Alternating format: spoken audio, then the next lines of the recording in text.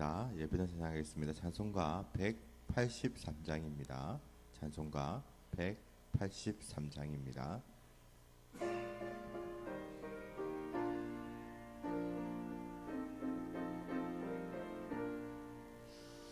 인들의 마른 불같이 시들은 나의 영혼, 주님의 허락한 성령 간절히 기다리네. 가물어 메마른 땅에 단비를 내리시듯 성령의 단비를 부어 새 생명 주옵소서. 반가운 빗소리 들려 산천이 춤을 추네. 봄비로 내리는 성령 내게도 주옵소서. 가물어 메마른 땅에 단비를 내리시듯 성령의 단비를 부어 새 생명 주옵소서. 절 따라 우러를 내려 조목이 무성하니 갈급한 내 심령 위에 성령을 부소서. 가물어 메마른 땅에 단비를 내리시듯 성령의 단비를 부어 새 생명 주옵소서. 다 같이 일어나서 4절 찬양하도록 하겠습니다. 참되신 사랑의 언약 어길 수 있사오랴. 오늘의 흡족한 은혜 주실 줄 믿습니다. 가물어 메마른 땅에 단비를 내리시듯 성령의 단비를 부어 새 생명 주옵소서. 아멘.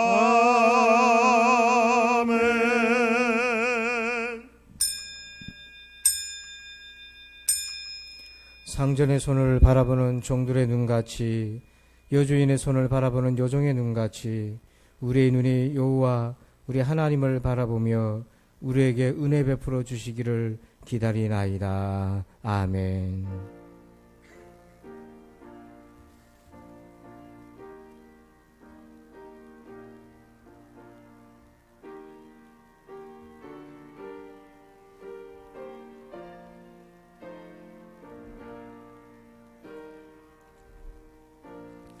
우리의 눈이 여호와만 바라봅니다. 하늘 은혜 창고를 여시어 부어 주옵소서.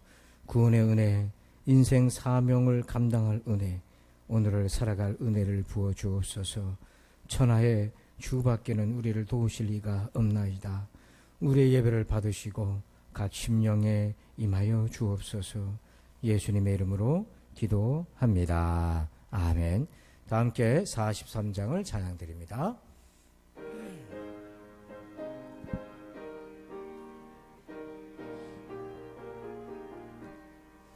즐겁게 안식할 날, 반갑고 좋은 날, 내 맘을 평케 하니 즐겁고 기쁜 날.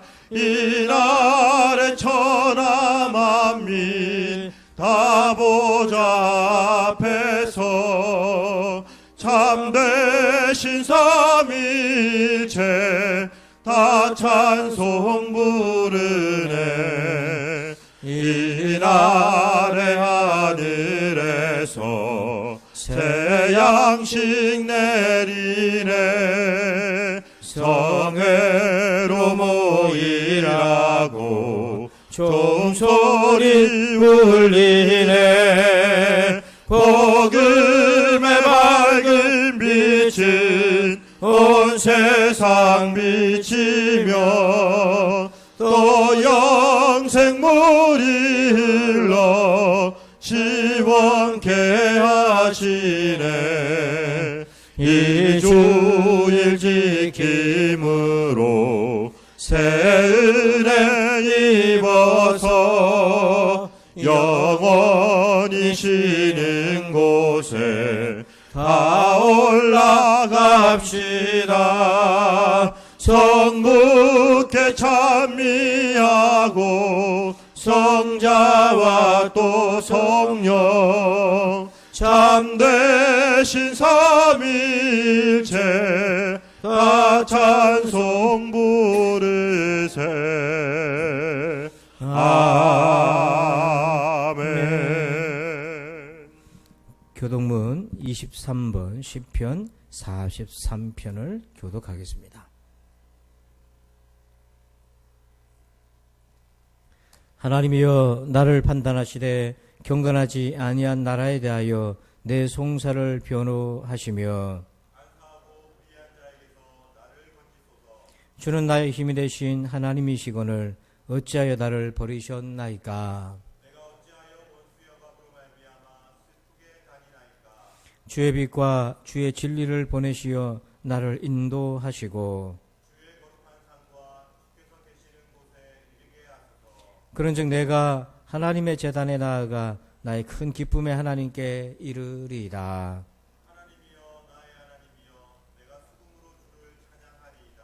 내 영혼아 내가 어찌하여 낙심하며 어찌하여 내 속에서 불안해하는가.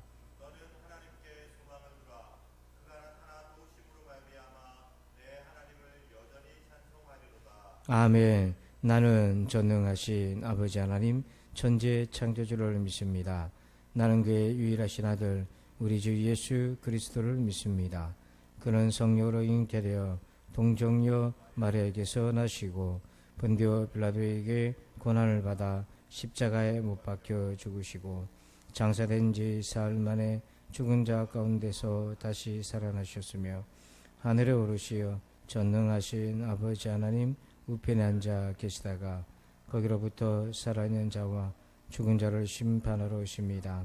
나는 성령을 믿으며 거룩한 공교회와 성도의 교제와 죄를 용서받는 것과 몸의 부활과 영생을 믿습니다. 아멘. 다 함께 자리에 앉으셔서 우리 함께 깊은 기도라는 찬양으로 함께 영광을 돌립니다.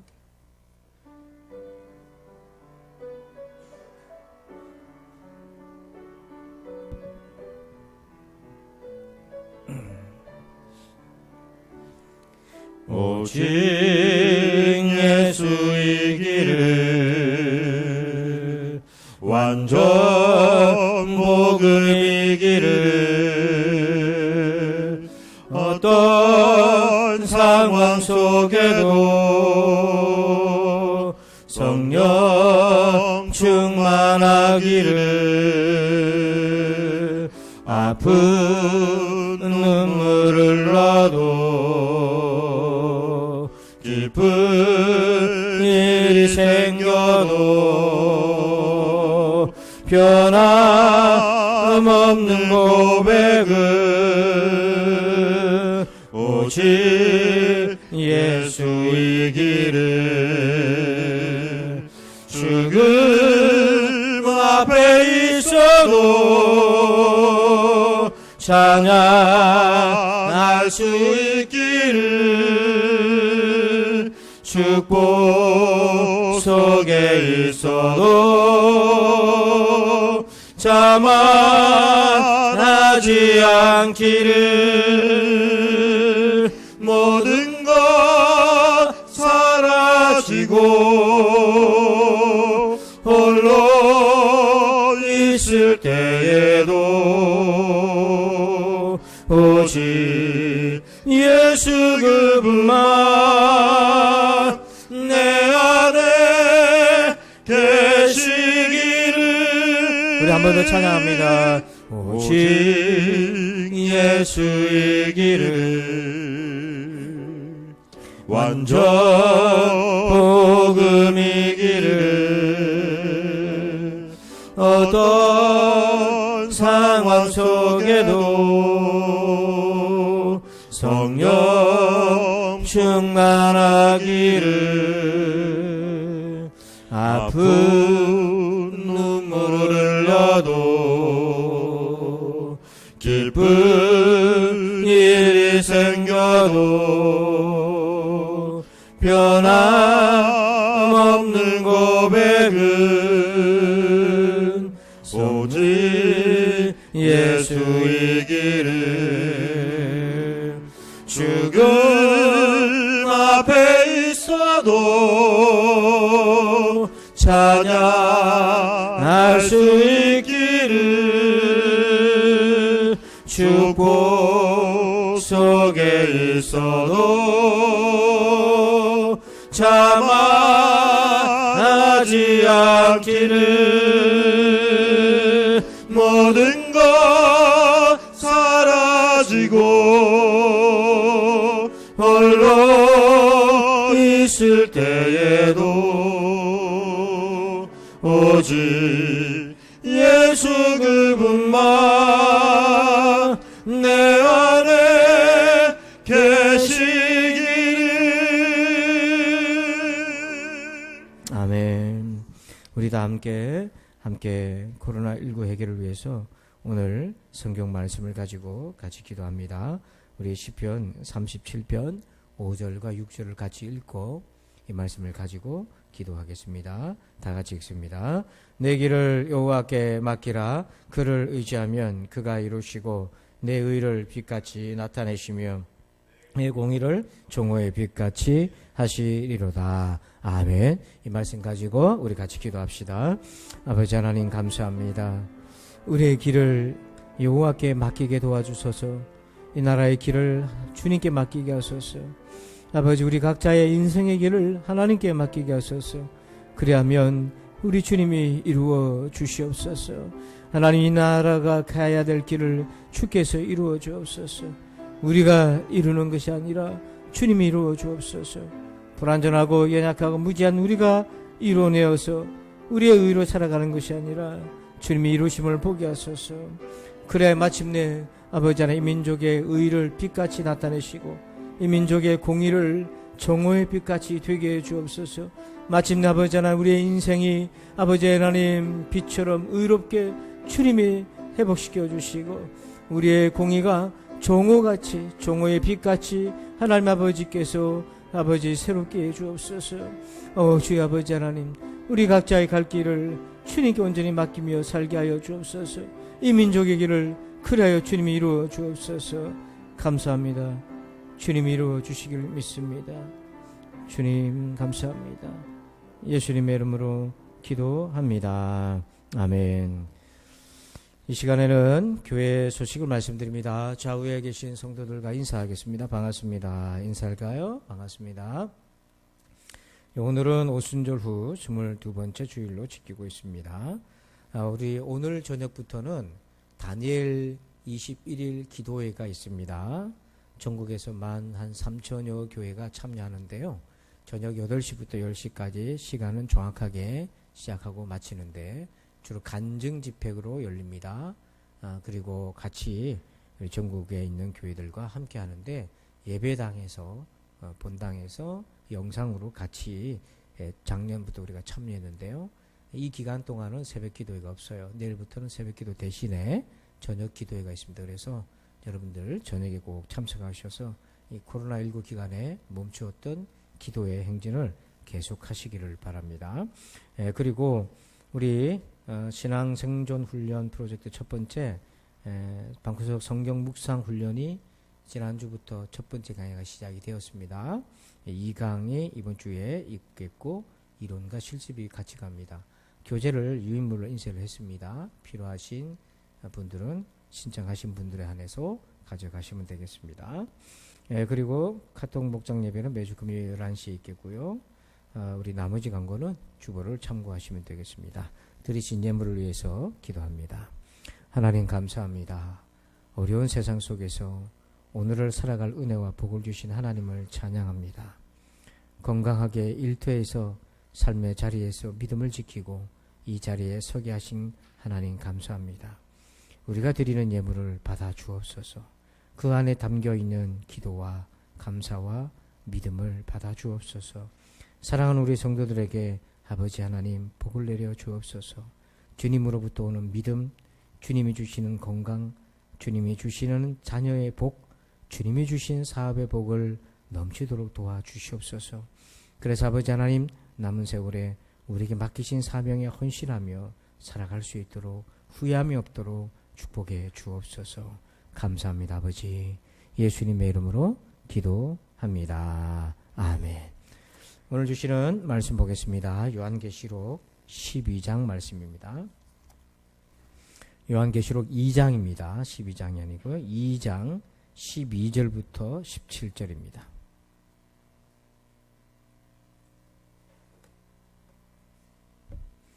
(2장) 12절에서 17절입니다. 교독하겠습니다. 버가모 교회의 사자에게 편지하라. 좌우에 날선 금을 가지신 이가 이르시되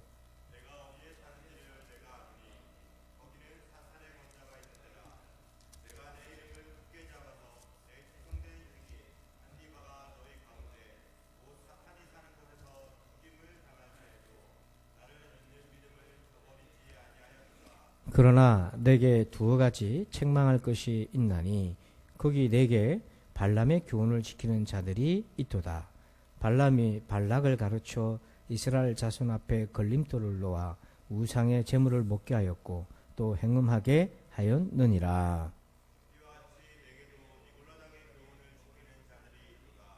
그러므로 회개하라. 그리하지 아니하면 내가 내게 속히 가서 내 입의 검으로 그들과 싸우리라.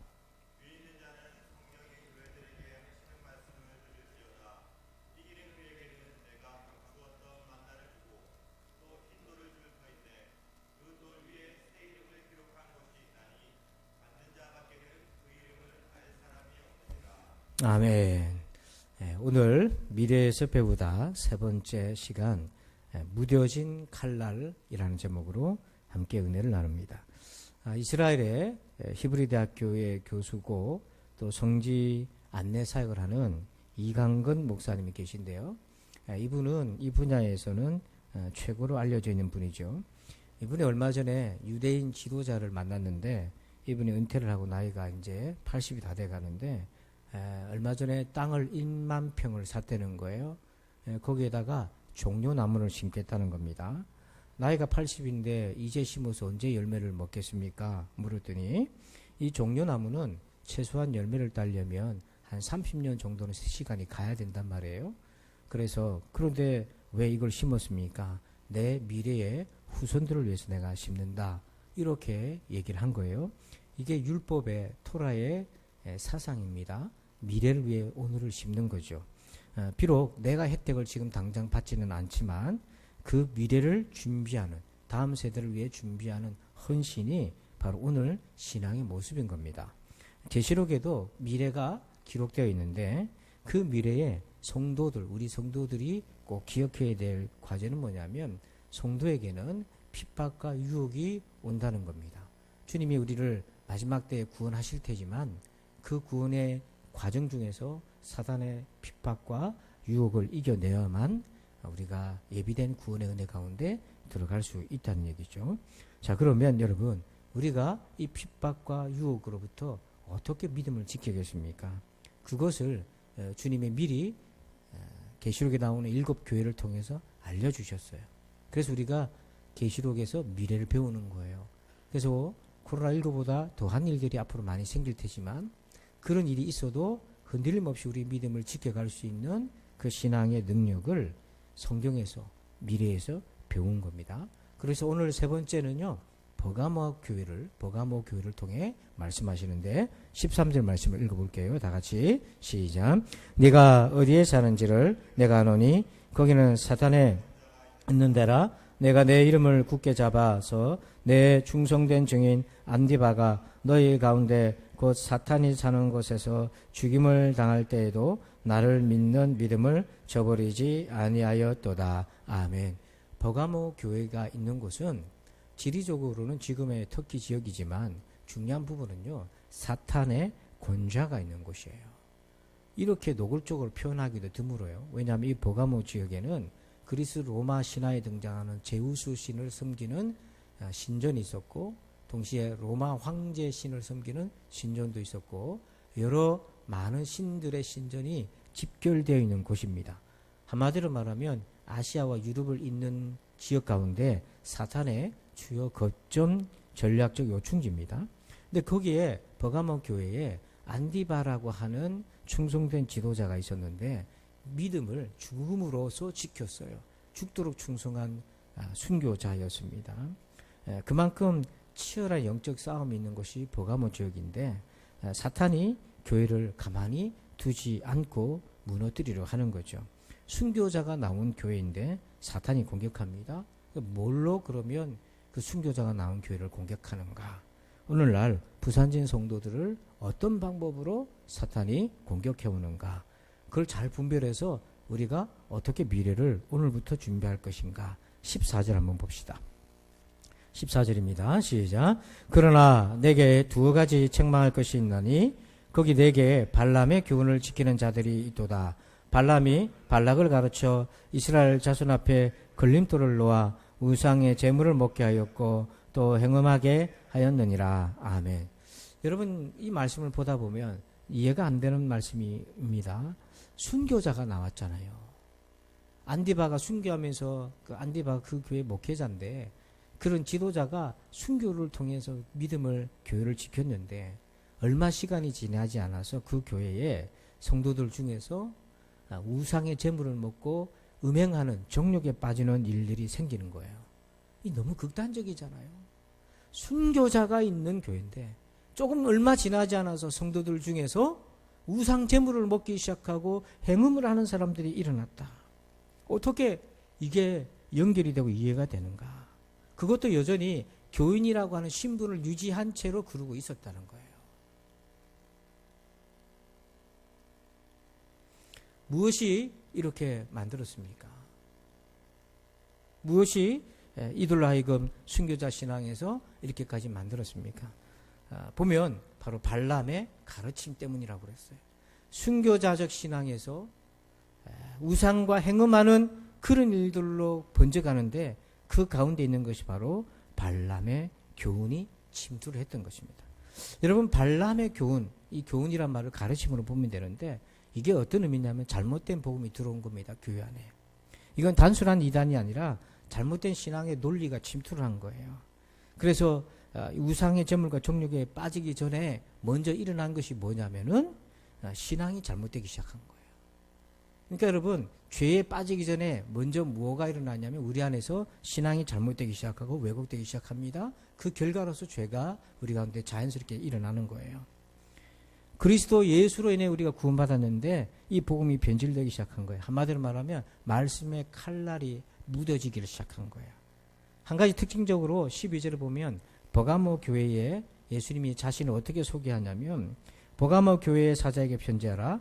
좌우에 날선 검을 가지시니가 이르시되, 예수님을 좌우에 날이 선 검을 가지신 분으로 소개합니다. 가만히 보면 7 교회들마다 예수님이 자신을 소개하는 그 표현들이 각각이 좀 달라요. 모습들이. 그 모습이 그 교회에 필요한 것으로 나타나는데 여러분, 버가모 지역에 가면 지금도 칼이 그 지역의 상품입니다. 왜 칼이 그 지역의 상품이 되냐면 그 지역은 법의 공정함을 중요시 여기는 전통들이 있어서 그것을 상징하는 칼을 관광 상품으로 팔아요. 하지만 오늘 예수님은 주님의 말씀의 검을 우리가 가지길 원하는 겁니다. 좌우에 날이 선 검. 근데 버가모 교회는 이 말씀의 칼날이 묻어지게 됐어요. 이 말씀의 칼날이 묻어지면서 결국에는 순교자적 신앙에서 어디로 추락하게 되냐면 우상의 제물을 마음대로 먹고 심지어는 음행에 빠지는 일이 거기에 성도라는 신분을 유지한 채 그런 일들이 일어나는 것입니다. 그러면 우리 안에 침투한 이 변질된 신앙, 발람의 가르침, 발람의 교훈은 무엇이고 우리가 어떻게 분별하고 물리치겠습니까? 자, 이를 위해서 내가 지금 말씀의 칼날이 바로 서 있는지를 확인하기 위해서는요, 3가지 질문을 던져보면 알아요. 그 질문에 여러분의 대답이 어떻게 나오는지를 보면 알 수 있어요.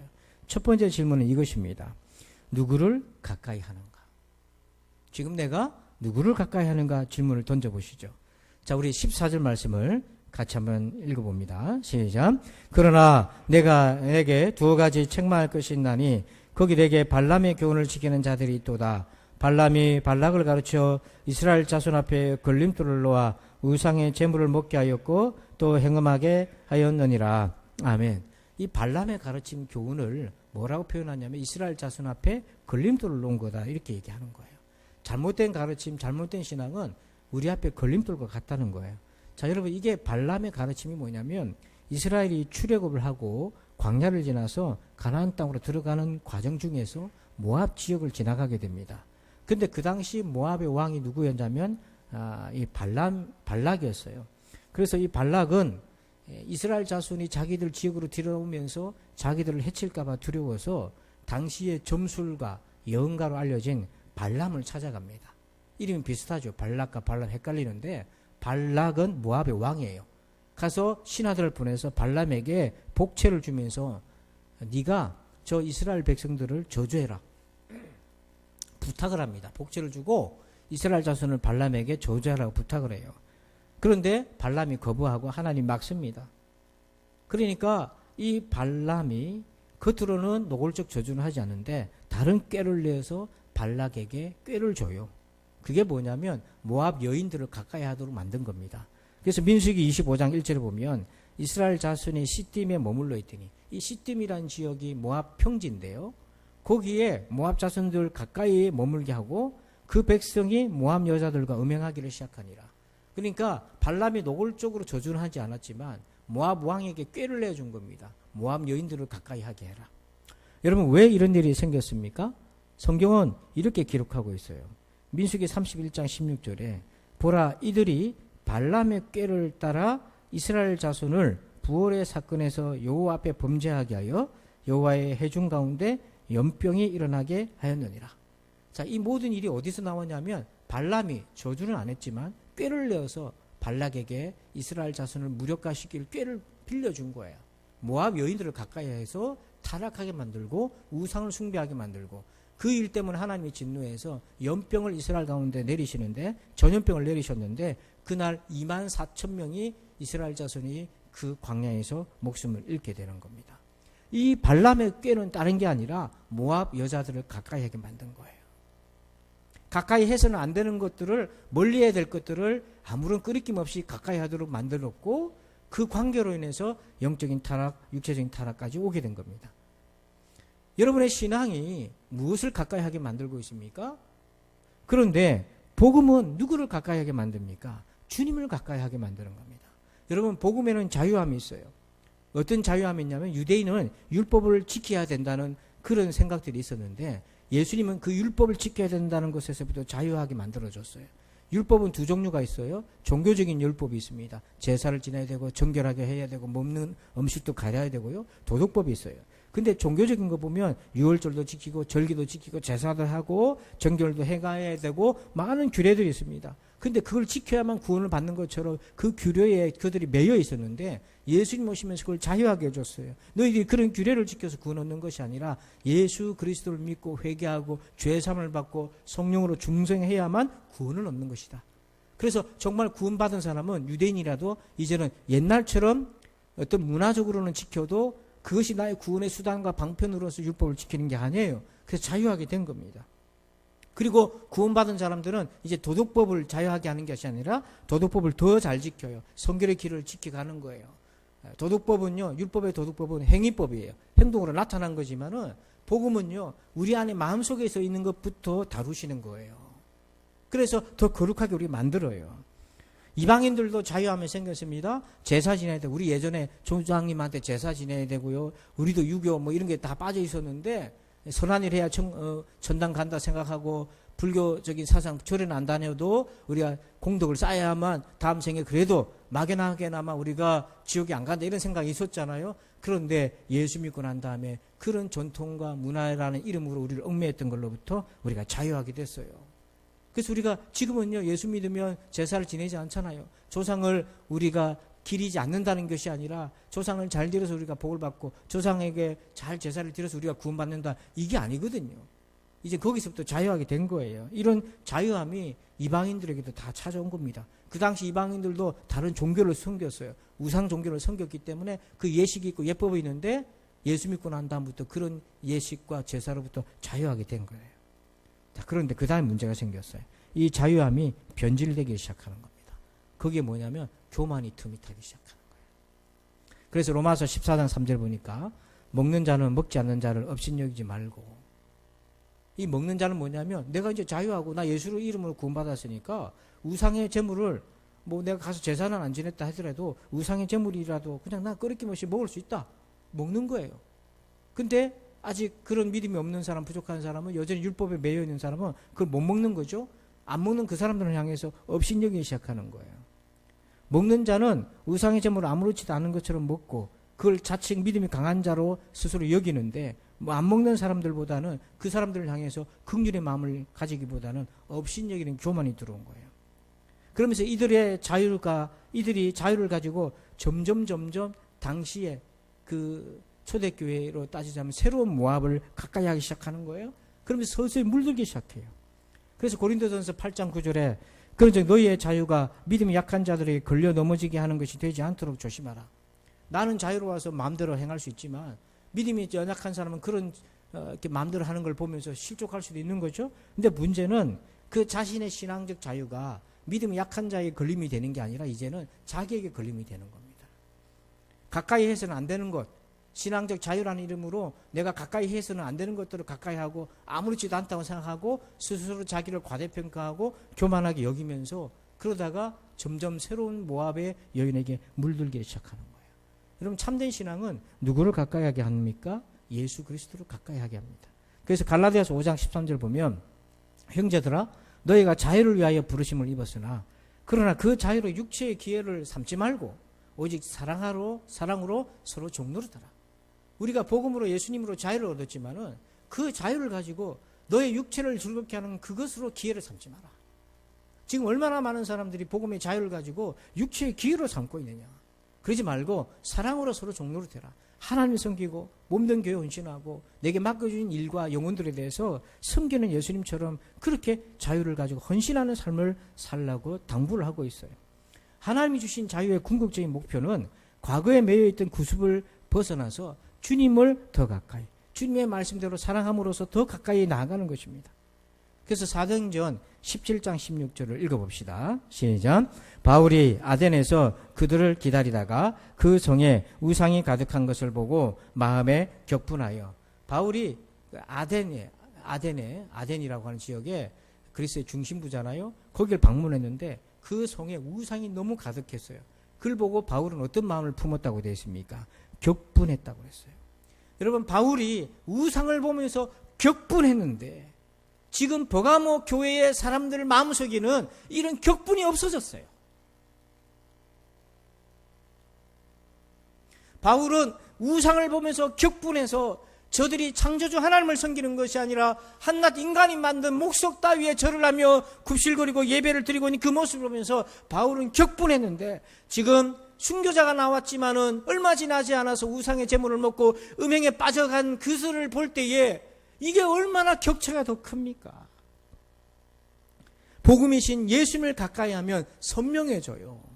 우상과 그것을 숭배하는 자들을 향한 괴롭고 안타까운 마음이 일어나고, 우리가 하나님의 말씀을 가까이 하고 복음을 가까이 하면 세상을 보는 눈도 선명해져요.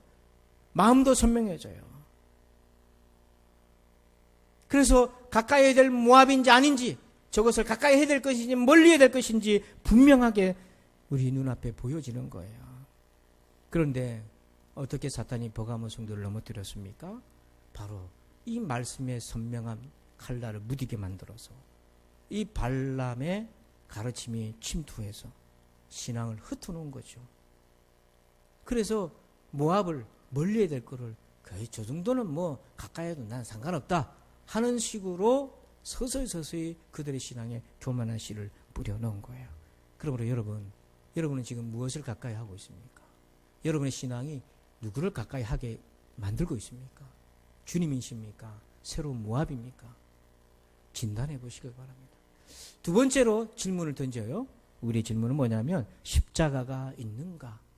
여러분에게 십자가가 있는가? 질문을 던져보세요. 여러분의 신앙이 그 십자가를 지고 가게 하고 있는가? 아니면 멀리하게 하고 있는가? 자, 13절을 다시 한번 보면 거기 보면 내가 어디에 사는지를 내가 아노니 거기는 사탄의 권자가 있는 데라. 이런 사탄의 권자 바로 이곳에서 안디바가 순교를 당했어요. 거기에서 순교를 당했는데 이 사탄의 권자의 제우스 신의 그 그림을 보면 복원된 그림 보면 이렇게 되어 있습니다. 거대한 신전이 나오는데요. 네, 이 신전 안에 제우스 상이 딱 버티고 있어요. 그 밑에 사람들의 형상이 보이잖아요. 사람이 얼마나 작게 보입니까? 그러니까 얼마나 거대한 신전이에요. 그 신상을 저렇게 크게 형상을 만들어 놓고 사람들이 거기에 절을 하고 경배를 한 거예요. 그 버가모 지역은요, 그 어떤 지역보다 황제 숭배가 강화된 지역이에요. 법으로 제정했어요. 그래서 황제 숭배를 거부한다? 그건 뭐냐면 반역한다는 걸로 간주했습니다. 그러니까 당연히 그리스도인들의 선택을 해야 되는 거예요. 그리스도인들도 그 지역에 사는 그리스도인들은 선택을 해야 되는 거예요. 황제 숭배를 거부함으로 고난의 십자가를 지고 갈 것인지 아니면 적당하게 타협해서 회피할 것인지를 선택해야 되는 거예요. 여러분 같으면 어떻게 선택하겠어요? 그 선택을, 그 고민을 안디바는 우상을 섬기지 않겠다라고 결단함으로 인해서 순교를 당했단 말이에요. 그런데 신앙이 우리가 편차가 다 있잖아요. 어떤 사람은 순교자적인 신앙이 있고 아직은 그렇지 못한 분량이 있는 사람들이 많은데, 자, 여러분 얼마나 많은 성도들이 두렵고 혼돈에 빠졌겠어요. 결정을 해야 돼요. 선택을 해야 돼요. 근데 그 선택을 가볍게 만들어준 게 뭐냐면 바로 발람의 가르침이에요. 그 선택을 고민하지 않게 만들어준 것이 발람의 가르침이에요. 발람의 가르침의 핵심은 그겁니다. 예수님을 믿으면서 동시에 로마 황제신도 숭배하는 것이 가능하도록 만들어준 거예요. 이걸 복음적으로 적용해 보면 그렇습니다. 십자가 없어도 신앙생활 할 수 있도록 만들어준 거예요. 여러분, 지고 가야 될 십자가라면 지고 가도록 하는 것이 신앙이지. 지고 가는 것이 신앙이지. 여러분, 신앙생활이라는 것이 인생의 십자가를 끊임없이 내번져치고 벗어버리고 편하고 안전하고 자유로운 길로 찾아가는 것인가요? 여러분, 신앙은 우리에게 십자가를 어떻게 하게 만드는 것입니까? 신앙의 근본이 뭡니까? 마태복음 8장 34절 보면 무리와 제자들을 불러 이르시되 누구든지 나를 따라오려거든 자기를 부인하고 자기 십자가를 지고 나를 따를 것이니라. 분명히 예수님이 네가 내 제자가 되려면 이 사탄의 권자가 이 시대 속에서는 네 십자가를 지고 나를 쫓아와야 되는 거야. 그러니까 예수님이 전하신 복음의 핵심은 성도들이요, 신앙생활을 할 때 자기 십자가를 져야 된다는 거예요. 이게 제자입니다. 이게 크리스찬이에요. 십자가 없이 어떻게 신앙생활을 하시려고 그래요? 불편함 없이, 고민 없이, 고난 없이, 힘든 것 없이 어떻게 신앙생활을 할 수 있습니까? 그럼 못해요. 그런데 주님의 은혜가 이렇게 역사합니다. 마태복음 11장 28절 29절에 수고하고 무거운 짐진 자들아 다 내게로 오라. 내가 너희를 쉬게 하리라. 나는 마음이 온유하고 겸손하니 나의 멍에를 메고 내게 배우라. 그리하면 너희 마음이 쉼을 얻으리니. 이 주님이 너희를 쉬게 한다, 너희 마음에 쉼을 얻는다, 이 말은 우리가 지고 가는 십자가를 벗어낸다, 그게 아니에요. 그 십자가가 무겁게 느껴질 때도 있잖아요. 여러분, 교사하는 십자가 무겁게 느껴질 때도 있고 벗어버리고 싶을 때도 있잖아요. 직분자들 그렇습니다. 장로, 권사, 목회자인 저뿐만 아니라 우리 각자 맡은 일이 무겁게 느껴질 때도 있어요. 심지어는 예배당에 와서 예배 한 번 드리는 거, 일주일에 예배 한 번 드리는 것도 힘들게 느껴질 때도 있어요. 그렇게 힘이 들 때 에라 너무 힘드니까 이 십자가 벗어버려야겠다, 그렇게 정리하지 말고 내가 너희를 쉬게 하리라. 예수님 앞으로 나와서 그 십자가를 지고 갈 수 있는 힘과 능력을 얻으라는 거예요. 그걸 구하라는 겁니다. 십자가가 무겁게 느껴진다고 한다면 더 주님 앞에 나오라는 거죠. 엎드려야 된다는 거예요. 그렇지 않으면 어떤 일이 생기는가? 그냥 내가 십자가를 내팽겨 치는 거예요. 여러분, 말씀을 오해하지 마십시오. 십자가를 제거해 주는 것이 아닙니다. 도리어 십자가를 지고 갈 수 있는 은혜와 능력을 공급해 주시는 거예요. 그러니까 신앙생활은요, 은혜는 우리의 십자가를 지고 가게 하는 거예요. 은혜는 그 십자가를 능히 지고 가도록 돕는 거예요. 살다 보면 경제적으로 힘들게 되면 남편이든 아내든 여러분 각자가 먹고 산다고 얼마나 바빠요. 근데 그러다 보면 후회도 되고 아쉽기도 되고 오만 생각이 다 들어옵니다. 그러다 보면은 인생 살기 싫어져요. 여러분 인생이라는 것도 십자가로 이제 오는 거예요. 그렇다고 어떻게 할 겁니까? 도망을 갈 겁니까?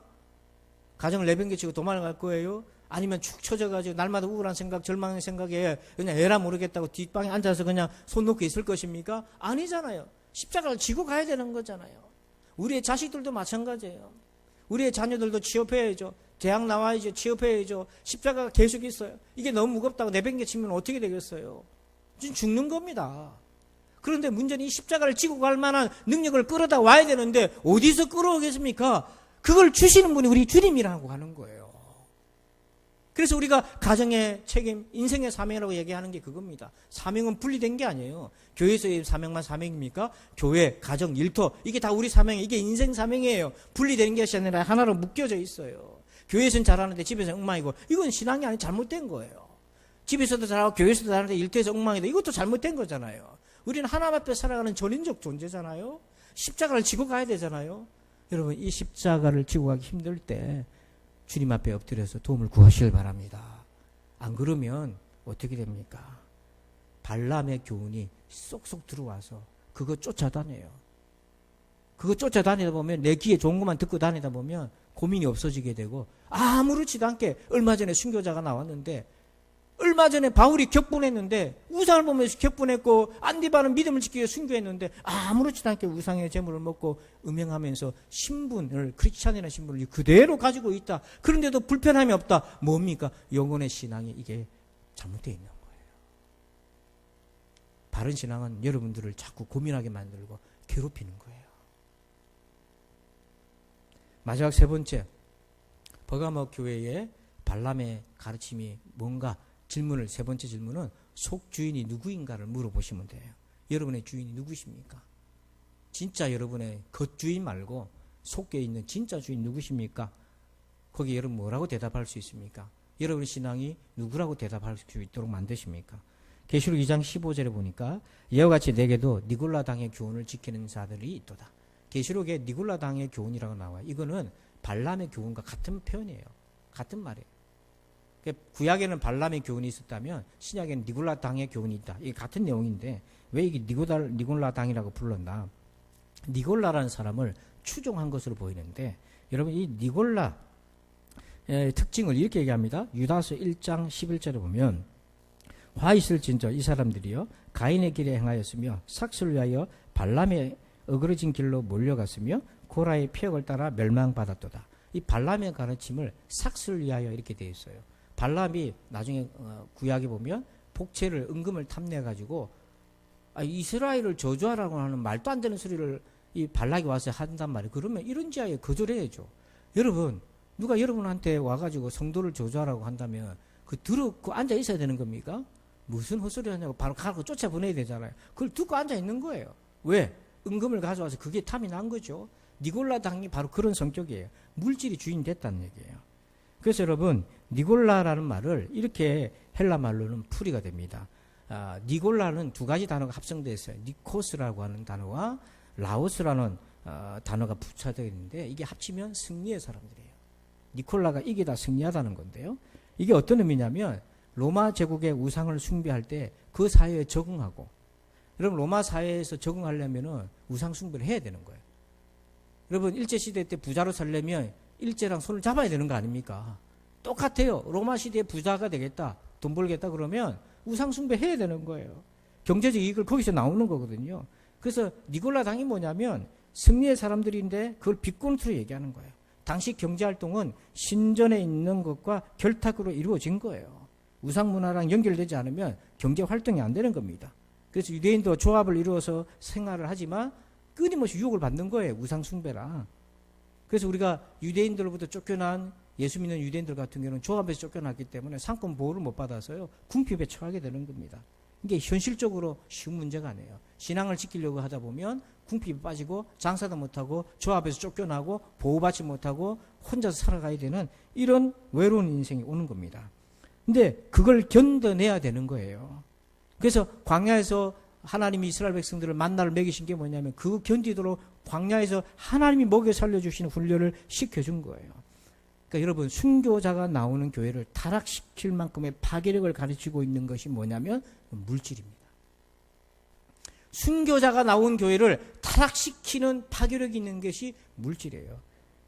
바로 물질이 주인이 되는 거예요. 이 물질은 3단계로 독성을 우리에게 뿌립니다. 첫째 단계는 뭐냐면 시작의 단계인데 우리를 안에 주인이 되려고 해요. 마태복음 6장 24절 보니까 한 사람이 두 주인을 섬기지 못할 것이니 혹이를 미워하고 저를 사랑하거니와 혹이를 중히 여기고 저를 경히 여김이라. 너희가 하나님과 재물을 겸하여 섬기지 못하느니라. 그러니까 두 주인이 있는데, 하나님과 재물이 있는데 둘 다 주인이 되려고 하는 거예요. 하나님도 우리 주인이 되고자 하고 재물도 내 주인이 되고자 하는 거예요. 그래서 물질의 3단계 독성의 첫 번째는 물질이 우리의 주인이 되는 겁니다. 그래서 하나님이 우리 속에서 우선순위에서 밀려나기 시작하는 거예요. 두 번째 단계는 마음을 오염시킵니다. 6장 25절 보니까 그러므로 내가 너에게 이르노니 목숨을 위하여 무엇을 먹을까, 무엇을 마실까, 몸을 위하여 무엇을 입을까 염려하지 말라.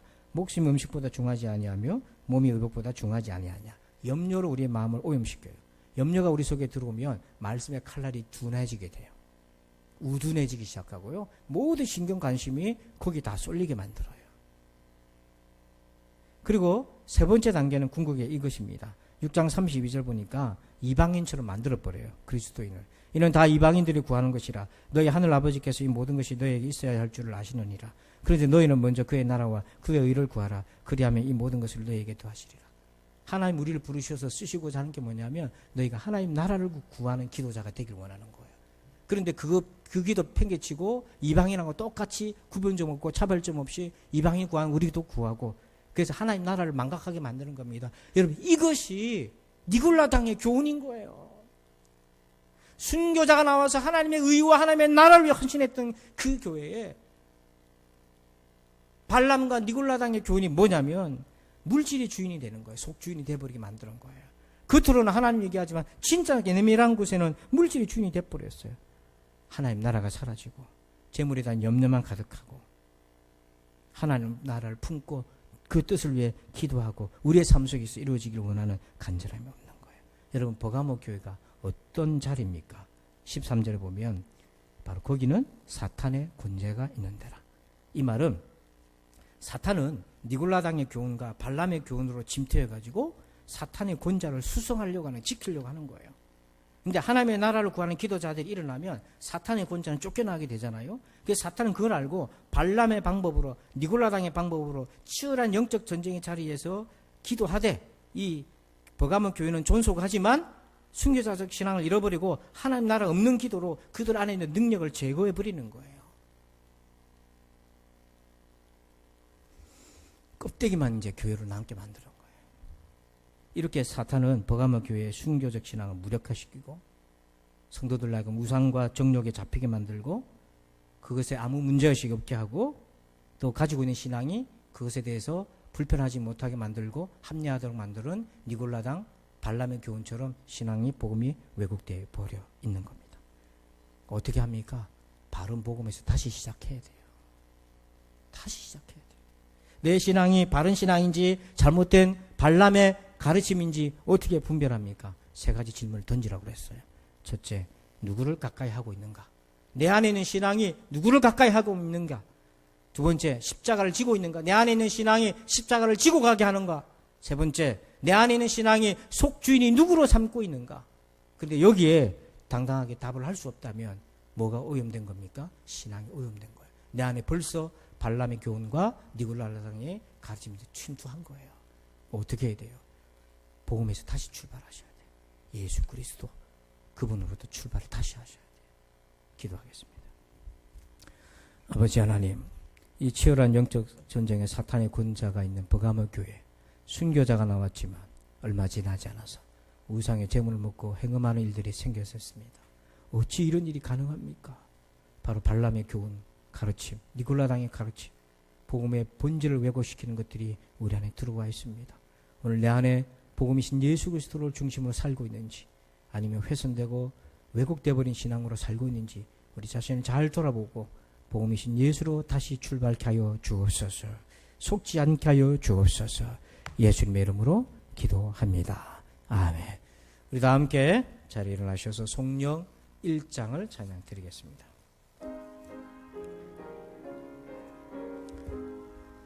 만복의 근원 하나님 온 백성 찬송 드리고 저 천사여 찬송하세 찬송 성부 성자 성령 아멘.